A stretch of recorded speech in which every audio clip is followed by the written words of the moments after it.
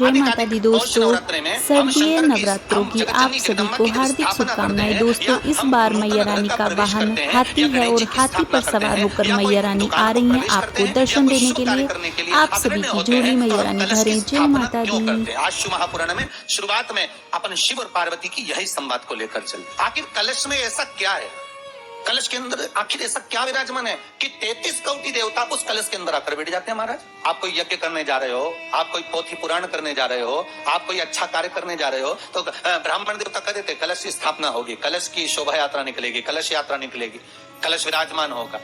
और आज हर की पौड़ी पर, प्रयागराज में या उज्जैनी में, नासिक में जो बड़े बड़े कुंभ के मेले होते, कुंभ का मतलब भी तो कलश से होता है। उसकी महत्वता क्यों, उस कुंभ की उस घड़े की महत्वता कहां से प्रकट होती है?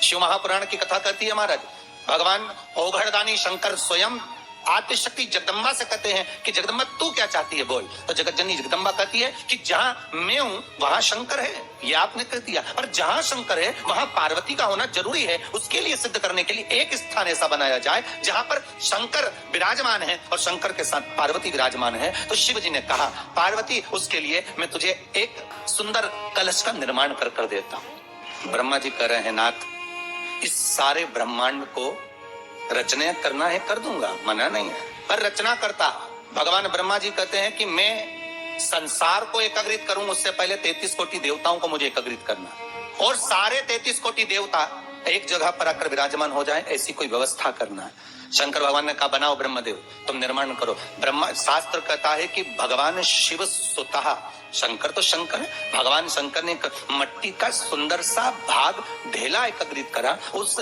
ढेले से भगवान ने एक सुंदर कुंभ का निर्माण करा, एक सुंदर कलश का निर्माण करा। भगवान कुंभ का निर्माण कर रहे हैं, भगवान कलश का निर्माण कर रहे हैं और भगवान स्वयं ब्रह्मदेव कर रहे हैं कि आप ऐसा निर्माण कर दो जिसमें 33 कोटि देवता स्वतः विराजमान हो जाए। तो भगवान ने उस कलश का निर्माण कर दिया। अब कलश का निर्माण करा तो स्वयं भगवान ब्रह्मदेव बोले, प्रभु इस कलश के अंदर मेरा स्थान कहाँ है, मेरा स्थान कहाँ है? बहुत ध्यान देना महाराज, कलश का जो मुख होता है उस मुख पर भगवान विष्णु का स्थान होता है। किसका स्थान है? भगवान विष्णु का। थोड़ा सा नीचे आओगे, जहां से कलश का मुख दबा हुआ होता है वह जगह भगवान स्वयं शिव की होती है। किसकी जगह है? भगवान शंकर की। कलश का अग्रभाग, नीचे का भाग जहां से फैला हुआ होता है वहां ब्रह्मा का आधिपत्य स्थापित होता है। फिर कलश का जो नीचे का भाग होता है वो भगवान शिव और शक्ति का स्थान होता है। कलश के बाहरी भाग में, जहां पर बाहर का हिस्सा होता है, उस कलश के बाहरी भाग में 33 कोटि देवताओं को भगवान शंकर ने लाकर विराजमान किया होता है। महाराज, भगवान शंकर 33 कोटि देवताओं को निमंत्रण देकर उस कलश में विराजमान कर। कितना सुंदर लिखा है देवी भागवत के अंदर कि जहां कलश की स्थापना होती है उस जगह पर किसी देवताओं को बुलाने की जरूरत नहीं होती। 33 कोटि देवता उस जगह पर स्वतः विराजमान हो जाते हैं। स्वयं 33 कोटि देवता स्वयं वहां विराजमान। अब कलश मेरा प्रतिबिंब है ये तो कहा। भगवान की कथा कर रही है, ओगड़दानी त्रिकालदर्शी कैलाशी शंभु के पास में उस समय पर कामदेव की धर्म पत्नी रति भी है, जिसके नयनों में जल भरा हुआ। शिवजी ने पूछा, बोलो रति, आप और यहाँ जब आपका पति जलकर भस्म हुआ तो हमने वर दिया था आपके पति को कि ये भगवान कृष्ण का पुत्र बनकर मिलेगा आपको, फिर क्यों आप यहाँ पर आई हो, क्या हो गया ऐसा?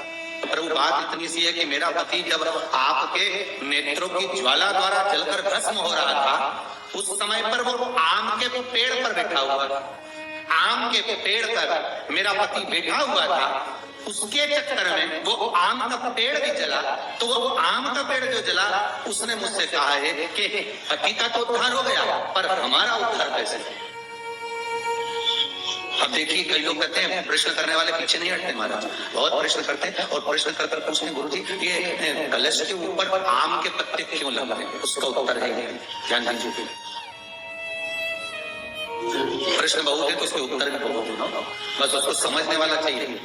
और आप लोगों को तो आज बहुत बहुत भगवान ने कृपा करी है जो आप पहले दिन ही कलश स्थापना होती और पहले दिन आपको ये ज्ञान हो जाए कि बच्चे पूछे कि कलश क्यों रखा जाता है, कलश के ऊपर आम के पत्ते क्यों लगाए जाते हैं, कलश के ऊपर नारियल क्यों रखा जाता है, कलश के ऊपर 9 बार मोली क्यों बांधी जाती है, मोली मतलब अच्छा नाड़ा 9 बार क्यों लपेटा जाता है नारियल के ऊपर, कलश के ऊपर जब रखते हैं।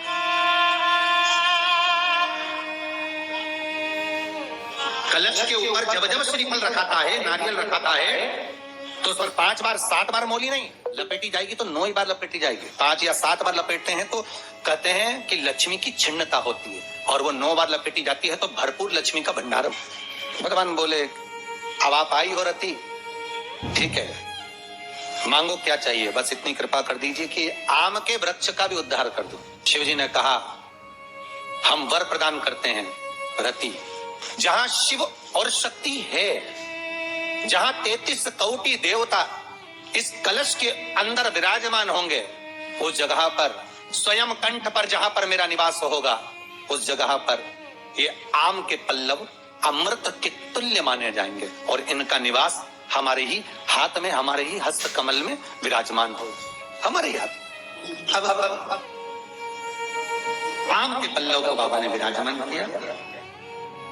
अब आया है उसके ऊपर क्या रखते हो, श्री नारियल, ठीक है, नारियल कौन, अब उसका भी प्रसंग शिव महापुराण में, स्कंद पुराण में बड़ा सुंदर है, ठीक है। भगवान शंकर और पार्वती विराजमान है कैलाश पर्वत पर। भगवान शिव के मन में बात आई, शंकर भगवान ने पार्वती जी से कहा हे जगन्नाथ, हाँ प्रभु बोलिए, सुनो। तो देवी भागवत में आता है कि जिस जगह पर शंकर भगवान ने पार्वती से एक बात कही कि हमारा मन है कि हम दोनों बालकों की परीक्षा लें, और पार्वती जी ने जब भगवान शिव से कहा कि बच्चों की परीक्षा क्यों लें, संतान आपकी है और इनकी परीक्षा हम क्यों लें, इसलिए आप मत करो परीक्षा, मत करो, शिव तो शिव है। बुला लिया कार्तिकेय को, गणेश जी को बुलाकर कहा, बुलाकर बोले जो पृथ्वी की परिक्रमा पहले कर कर आए वो प्रथम गिनती में पूजा जाए, प्रथम भाग पूज्य करती है, ठीक है, जाओ परिक्रमा कर कर आओ। अब गणेश जी महाराज बैठ गए चूहे पर, कार्तिक के बैठ गए मोर पर। कार्तिक के घर के बड़े थे तो ये बात नहीं, ज्ञान था। तो कार्तिकेय जी ने कहा अगर माता पिता का कहना नहीं मानेंगे तो अच्छा नहीं लगेगा। तो कार्तिकेय जी तुरंत मोर पर चढ़कर और परिक्रमा करने निकल गए। अब गणेश जी तो चूहे को बुलाए, फिर चूहा भग गया, फिर पकड़ के लाए, फिर चूहा भग गया। अब उन्होंने चूहे पर बैठ गए, बैठकर जैसे चले शंकर जी के पास में, तो शिव जी को प्रणाम कर कर कहा पिताजी परिक्रमा करने जा रहा हूँ। शंकर बोले जा। अब इनको क्या मालूम था कि यही लगा लेगा। गणेश जी से पूछा कि तुमको भेजा था कि तुम पृथ्वी की परिक्रमा करने जाओ, तो तुम ये क्या कर रहे हो। गणेश जी बोले पिताजी शांत रहिए और परिक्रमा लगाने दीजिए। और परिक्रमा लगाई गणेश जी महाराज ने, एक नहीं 3, और 3 परिक्रमा लगा के सामने खड़े हो गए। पिताजी वर दीजिए। पिताजी ने पूछा काय का, पृथ्वी की परिक्रमा करके आया। शंकर भगवान बोले बता मेरे आजू बाजू घूम लिया, पृथ्वी की परिक्रमा करिए। परिक्रमा लगा कर आकर खड़े होकर आशीर्वाद, तो पूछा आशीर्वाद क्यों, तो कहा प्रभु हमने परिक्रमा करी। तो शंकर भगवान बोले आजू बाजू घूम लिया और परिक्रमा करना, इसको कोई परिक्रमा करता है। गणेश जी बोले और नहीं तो माता पिता में आकाश, माता पिता में पाताल, माता पिता में पृथ्वी, सात तो माता पिता में और सब माता पिता में, इसलिए आपकी लगानी सबकी हो गई। शंकर जी खुश हो, शंकर जी ने आशीर्वाद दे दिया। अच्छा तो शंकर भगवान ने तुरंत कर दे दिया, प्रथम गिनती में तुम गिने जाओगे तथा। पार्वती जी को मालूम ही नहीं पड़ा कि कब कर देती, तो पार्वती जी तो खड़ी हो जाती। अब आ गए कार्तिक ने आकर कहा दंडवत करता हूं पिताजी, प्रणाम, हम तुम्हें देवताओं की सेना के सेनापति बनाते हैं। कार्तिक की आंख से अश्रु बहे। देवताओं की सेना के सेनापति, क्या मैं प्रथम गिनती में नहीं आऊंगा? नहीं, क्यों? गणेश जी ने प्रथम गिनती में आ गए। गणेश जी ने परिक्रमा कर ली, किसकी करी? हमारी। पिताजी आपने कहा था पृथ्वी की परिक्रमा कर कर जो आएगा प्रथम गिनती में कितना जाएगा, तो पहली परिक्रमा पृथ्वी की तुम्हें नहीं करी, फिर गणेश ने नहीं। पार्वती जी उड़ गई, क्या बात है कार्तिक? कार्तिक ने कहा माँ पिताजी ने गलत निर्णय दे दिया। क्या गलत निर्णय दिया? गणेश जी को प्रथम गिनती में दे दिया और मैं परिक्रमा कर कर आया। सारी बात मालूम पड़ गई कि गणेश जी ने चूहे पर बैठकर शंकर पार्वती की परिक्रमा करी, ये हुआ वो हुआ, सब मालूम पड़ गया। पार्वती मैया की आंख में से आंसू बहने लगा। पार्वती उठकर खड़ी होकर शंकर भगवान से बोली प्रभु बहुत भोले हो आप, इसलिए आपका नाम भोला शंकर है। बहुत भोले। एक बेटे को भेज दिया पृथ्वी की परिक्रमा करने, और दूसरे बेटे ने आपकी परिक्रमा करी और आपने उसे वर प्रदान कर दिया। इतने भोले पुत्रों में भेद कर जगत जननी मां पार्वती खड़ी हो गई। पार्वती ने कहा यह आपने श्रेष्ठ नहीं। पार्वती जी बोली मुझे अच्छा नहीं लगा आपने निर्णय जो दिया। क्या चाहती हो पार्वती? पार्वती जी कहती हैं आज मुझे एक वर देना पड़ेगा। बोलिए क्या वर चाहिए? भोलेनाथ मुझे वर ये चाहिए कि आज के बाद आपकी कोई परिक्रमा ही ना हो।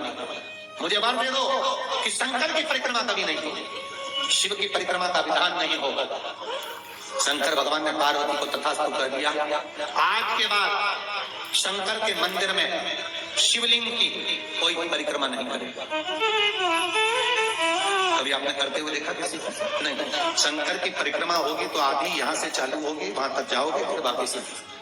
यहाँ तक शिव महापुराण की कथा कहती है कि शंकर की आरती के बाद जो परिक्रमा भी होती है ना वो भी पूरी नहीं करना चाहिए, आरती कर वापस हो जाना चाहिए। शिव की आरती करते कई लोग शंकर जी की आरती उतारने के बाद जो परिक्रमा करते हैं आरती की थाली लेकर चारों तरफ घूमते हैं, उसको भी आधा घूमो राधे में वापस। शिव परिक्रमा कर रहा है, वर दीजिए आप वर प्रदान करो हमें, वर दीजिए। पार्वती मैं तुझे वर देता हूं शिव की परिक्रमा कोई नहीं करे, और अगर शंकर की परिक्रमा कोई भूल से भी करेगा तो उसको दोष लगेगा, उसका पुण्य इसलिए शंकर की परिक्रमा लोग नहीं करते क्योंकि उन्होंने जो दान करा, पुण्य करा, सत्कर्म करा, भजन करा, कीर्तन करा, उसका पुण्य धीरे धीरे धीरे धीरे समाप्त होते चले जाता है, उस पुण्य की क्षीणता होती है।